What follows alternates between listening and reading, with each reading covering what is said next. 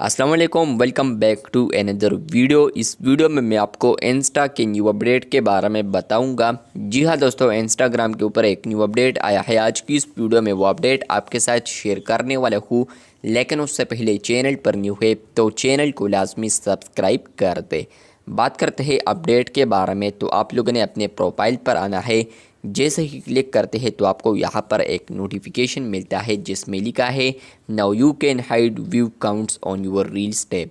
मतलब यह है कि फ्रेंड्स, आप लोग यहाँ पर रील्स टैब पर आते हैं तो वहाँ पर आप लोग स्पेसिफिक रील पर स्पेसिफिक व्यू काउंट देखने को मिलता है आपको।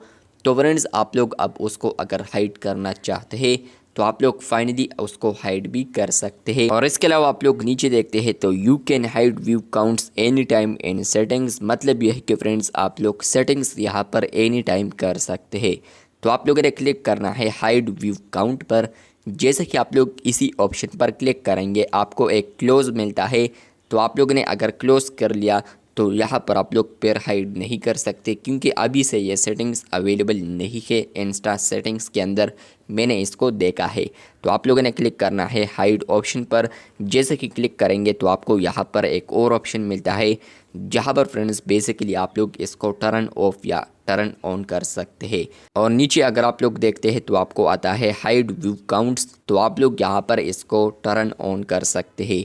नीचे अगर आप लोग देखें तो लिखा है when this is on no one will see your view counts on your reels tab. मतलब यह है कि फ्रेंड्स, आपका जो रील्स टैब है तो उसमें स्पेसिफिक रील्स पर यहाँ पर जो स्पेसिफिक काउंट होता है तो वो फिर शो नहीं होगा किसी को भी।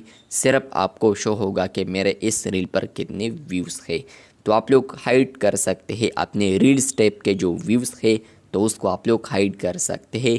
स्पेसिफिक रील्स के नहीं बल्कि तमाम के तमाम रील्स जो है उनका जो व्यू काउंट है तो वो हाइड हो जाएगा, क्योंकि ये रील्स टैब है तो रील्स टैब का जो काउंट है तो वो आप लोग हाइड कर सकते हैं।